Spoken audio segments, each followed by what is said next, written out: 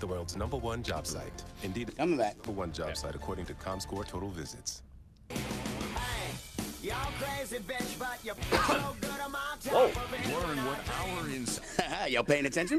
Your home teams. Sports 1280 New Orleans. Crazy bitch, but you're so good on my Man, potty mouth torture Tuesday. I guess that's legal to say. One of those words, right? Scratches all down my back. Oh no. What? Clyde? Love that song. Buck Cherry. Apparently you Every do. once in a while, we Ding, just ding, get ding. a rando from Clyde. Crazy blank. Rando. Well, if you want to get involved, 504-260-1280. I feel like I have not thrown out the phone number enough, but oh well, we'll move on with the conversation. So, talking restricted free agents, because honestly, if you look at the Saints free agent list, it's not some eye-popping thing where you're like, oh my gosh, it's like 2012 when the Saints had Drew Brees and Marcus Colston and Carl Nicks and Tracy Porter, and it was like dozens of names that, oh my gosh, what are they going to do with these players? I mean, the main free agents, of course, Drew Brees. But you got Kenny Vaccaro, Alex Okafor, Senio Kelemete. Those are probably the most significant of the players. I've already mentioned Chase Daniel. You know, a lot of these guys, okay, we'll figure it out. They're not going to be signed right away in the first wave of free agency. But the restricted free agents, to me, are more intriguing than we've seen than, say, maybe remember, Jeff, a few years ago, when Pierre Thomas was a restricted free agent, Lance Moore was a restricted free agent. I feel like this is in a similar boat. Maybe not the same, but a similar boat. So the restricted free agents, there are technically 4 of them. Sorry, David Perry, you're not in our conversation. Willie Snead, Brandon Coleman, and Delvin Breaux. Just for perspective, last year Willie Snead made $615,000. So did Brandon Coleman. Last year, Delvin Breaux made $529,000. So you're juggling dollars and cents here, Jeff, as far as how much do you want to pay these guys? Do you want to tender them? Because it's locked in. It's 1 year, but you're locked in at, I would say, what, $1.9 million per player, because we're not going any higher than the no compensation tender here. Well, it comes down to, do you believe the value for that player is high in the rest of the league? Really, that's what it comes down to. You can retain them at $1.9 million. You have their rights, or you can let them go to the open market, and then you're then you get them cheaper. You can right. potentially You can get them cheaper, but you also might lose them. That's the key. How much of a loss with these 3 players, though? I think that's the question that is debatable. How much do these 3 players fit into what the Saints are doing going forward? I know Willie Snead and Brandon Coleman are your 3 and 4 receivers. I understand that. Could you go in a different direction in free agency? Willie Snead is all of them all have different kind of variables with them. We know Delvin Breaux is injury. Brandon Coleman, you've invested a lot of time in him. But what did he have? 25 catches. I know he had 3 touchdowns. Fumbled a couple times, more infamously, even though they still won. And Willie Snead had 90 yards receiving last year. 90. Well, 91, technically. Do you pay him $2 million when you basically just said, we don't need you in the offense, period? That's the question. I don't know. The Saints know more than any of us about what held Willie Snead back a year ago. If it's something they feel is correctable and they can get him back to the pre-2017 Willie Snead, then maybe they do. If it's something that they see that they think is a devolution of his production, then they're going to move on. But you look at the wide receiver depth chart. Once you get past Mike Thomas and Ted Ginn, there isn't a whole lot there. There's basically nothing there. I mean, you're moving on. If you're moving on from Willie Snead and Brandon Coleman, you got Tommy Lee Lewis and Austin Carr, and then Traven Doral, Paul Turner. I mean, these are Josh Huff. I don't know. Do you believe those guys can do it on a day-to-day basis? No, you'd be looking in a different direction as far as bringing in a free agent and or drafting a player. And just to put some perspective on who's out there in free agency, and we don't know who the potential cap casualties, those will come out later on. I don't think the Saints are going to be trading for any wide receivers. Look, I already mentioned Jarvis Landry. I know the local ties, people are going to be banging the drum for him. Saints aren't paying for Jarvis Landry. Jarvis Landry's going to go get paid because he played under a rookie contract. What was he? A third-round pick?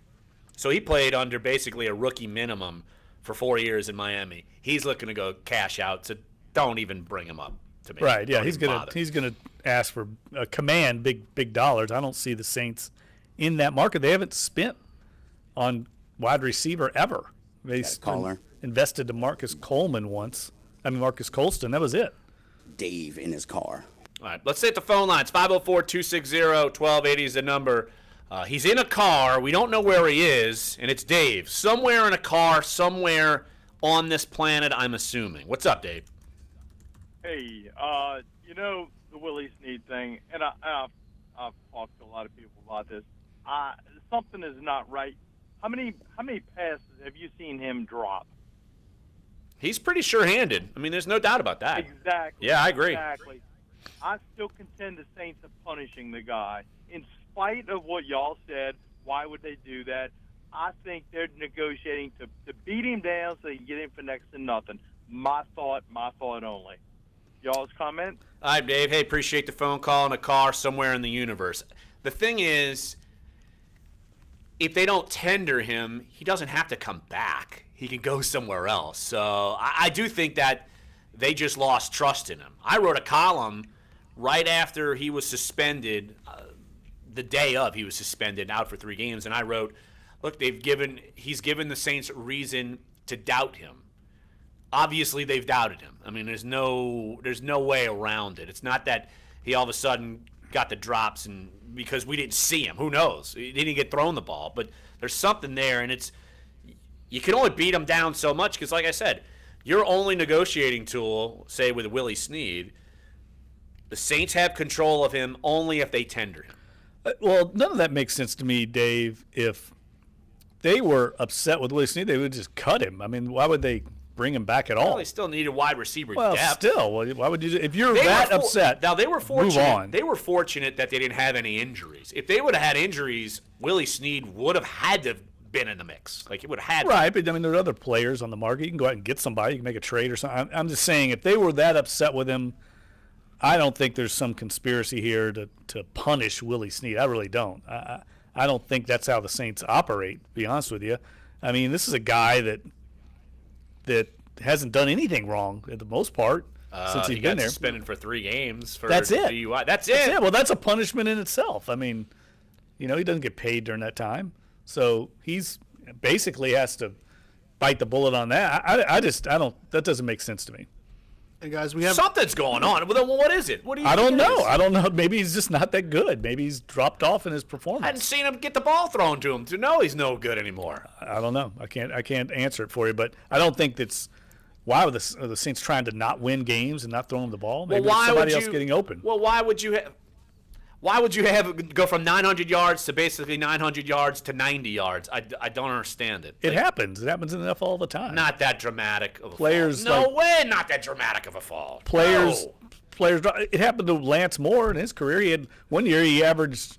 That's because like Kenny 90 Stills came in and took it from him. Mike Thomas and Ted Ginn Jr. Mike stepped into Thomas roles. and Brandon Cooks and Willie Snead, almost all 3 of them had 1,000 yards in one season. I know, but don't this buy team that. became more of a running team this year. Yeah, how much of that does come into play, knowing the fact that we're talking about Alvin Kamara is now a hybrid back of both running and being able to catch the ball. That takes catches away from somebody else. I mean, there's You're only so throwing many it around. touches, There's only right? so many touches that everybody can get. The ball's just went somewhere else. Yeah, someone's got to eventually take the ball for that. And then to Larry's point for Brandon Coleman, I mean, he caught Barry in Metairie. 23 balls for 364 yards, 15.8 yards per reception, 3 touchdowns, and then you're right, he also had 2 fumbles. But do you pay him $2 million to come back? Probably not. Right. Then okay, so you don't bring back Coleman. Do you bring back Snead at the same price for even less production and something we don't know what's going on? Well, can't they let them go to the open market, see what their value is, and then make them an offer? If I'm Willie Snead, I'm getting the hell out of here as quickly as I can. I hope they won't tender me if I'm Willie Snead because I'm ready. They basically torpedoed his potential contract year. Torpedoed it. Well, he kind of torpedoed it himself, I would say. Well, you know, I mean, you're forgetting Both sides. Alvin Kamara's emergence in this thing. I mean, Alvin Kamara caught a lot of balls as a receiver. But so the tight end didn't catch anything. I know they took away from other spots. I get That's that. what I But mean. you go from 900 yards to 90. Come on, something is up. Let's hit the phone missed lines. 3 games. He played. Oh, he missed 4. Maybe he missed 5. I know he had to hit, but it doesn't go down that dramatically. He played. Come He on. played in 11 games, making seven games started. So Yeah, so he was blocking to technically get the yeah, start. Great to get the blocker. start. Yeah. Yep, that's what he was in there for. All right, let's hit the phone lines. Let's go to Metairie and talk with our buddy Barry. Hey, Barry, thanks for calling the show. What you got? Morning, guys. I wanted to talk about 2 players in free agency. One of them I think they should go after, and the other one I think he was with the Saints before, and I know what I'm talking about. Jimmy Graham's a free agent. I hope the Saints don't go after Jimmy Graham. I think he was a cancer in the locker room the last year he was here, and I know they need a tight end. I think they need to go in a different direction. And the other thing, guys, I think they should go after Jarvis Landry. Let Snead and Coleman go. That frees up a little bit of money. I think the fact that Jarvis Landry's from Louisiana, you might be able to get him a little cheaper than other teams. Because I'm sure there are going to be a lot of people into Landry. And I think Jarvis Landry would be a really good possession receiver for Drew Brees to take a lot of the pressure off of Michael Thomas. I think that'd be a really good combination at wide receiver. Let Snead go. Let Coleman go. I hope they don't have to go after Jimmy Graham. I'm going to listen, guys. Give me your comments on Jimmy Graham and Jarvis Landry. I'm going to hang up and listen. All right, Barry, appreciate the phone call. I don't know if Jimmy Graham was necessarily a cancer in the locker room, but I think he wasn't a think cancer. upstairs there was friction once. As soon as they got to an arbitration room and they wanted to take double the money away from Jimmy Graham between the wide receiver and tight end debate, that's where that relationship soured. But it should not have soured. I mean, it's business. You hear it all the time. It's business. He's trying to get as good a deal as he can get. They're trying to get as good a deal as they can get. It should never come down to personal feelings in these negotiations. It shouldn't. Well, And can I go with the second thing on Jarvis Landry? well, I already went into it. Jarvis Landry's also not coming here because he went to LSU. I don't know if you know this, but the Saints have things against LSU guys. They're going to bring back I Al roll. Woods. They're gonna Has bring back Al Miami Woods. come out? Are they cash strapped? They can't pay him? I think And we know they're moving on from him? Is that? I'm not sure if that's the case. Yeah, that's what I'm I don't asking. know. I think We're it's acting kind like of he's just the idea that, like, well, I mean, obviously Well, when if they don't tag him, he's going to want to see what's out there. Right. Well, But he gotta can learn. resign. Yeah, he Can can certainly resign. But I'm telling you, there's no way the Saints are going to pay Jarvis Landry. No chance. He's not going to take a discount. This is where he's going to cash in. This is his time to cash in. I wouldn't be surprised if he went to Cleveland for a boatload of money. how are they going to do that and pay Kirk Cousins? Because that was also something that I saw today that Kirk Cousins and the Browns they got money. They do. But Twitter question, guys, specifically about wide receivers. This is from JFoul1962. What do you think about wide receiver Paul Richardson for the Saints? Paul Richardson of the Seattle Seahawks played in 16 games, 13 games started. He caught 44 balls for 703 yards, 16 yards average, and 6 touchdowns. Yeah, I think he's someone they'd look at. He was in that draft class with Landry and Brandon Cooks and all of those guys. So I think he was a second-round pick that year. So he's certainly someone they would look at. There's no doubt. Look, there are wide receivers out there that are viable that you might have to pay a little bit for, but are more productive than Brandon Coleman and more productive than Willie Snead. I mean, it's just what it is. I'm not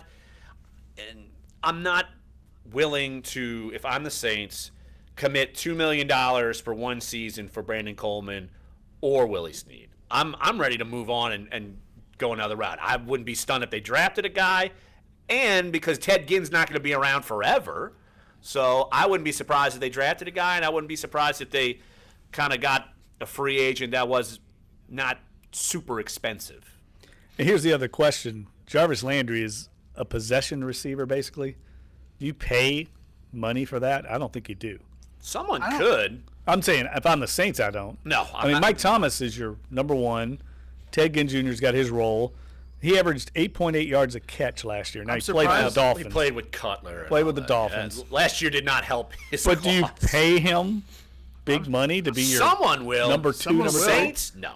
But I mean, I'm surprised that we're I not wouldn't. talking about like how Saints fans don't want like a speedster or an explosive guy, a deep threat guy like a Ted Ginn, or somebody I like think that. It's like I find Saints fans It's strange. undervalue Ted Ginn. Yeah, he was more he was consistent. fantastic this He was year. more He had moments. consistent than ever. yeah, I think At it his also age? helps when Drew Brees is throwing you the football, and he's had the drops, but Drew Brees is the most knows where to throw it. consistent quarterback he's ever played with. All right, let's take a break right here on the show. When we get back, we'll dive more into this topic because we never even got to Delvin Breaux yet. That's the other one where people Yes. are wondering what's going to happen. Another restricted free agent. So, all right, let's take a break. One more segment here. Good conversation, so come on back. Sports 1280, NOLA.com, the iHeartRadio app. Dunc Holder.